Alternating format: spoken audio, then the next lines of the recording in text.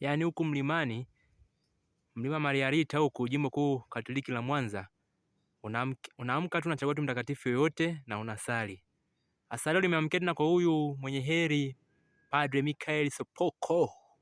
Sasa kuna maneno pale juu pale, nataka nipande na mimi nikuonyeshe tuyasome yote. Tunapanda. Yaani huku unachagua tu mtakatifu yoyote unayemtaka, ni wewe tu.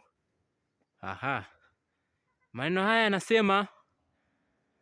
haya yanasema baba wa kiroho na muungamishi wa Mtakatifu Sister Faustina, mtume wa huruma ya Mungu. Leo nina bahati sana, na hii ni chaneli yangu ya huruma ya Mungu. Nimefurahi sana kukutana na huyu mwenye heri Padre Michael Sopoko. Kwa upande huku pia nikiuza kamera, kuna maneno pia hapa.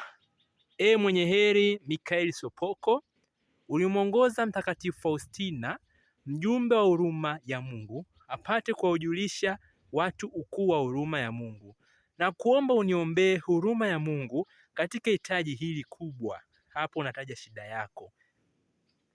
Uniombee ili niweze kutafakari ukuu wa huruma ya Mungu siku zote. Huruma ya Mungu nitaimba milele. Amina.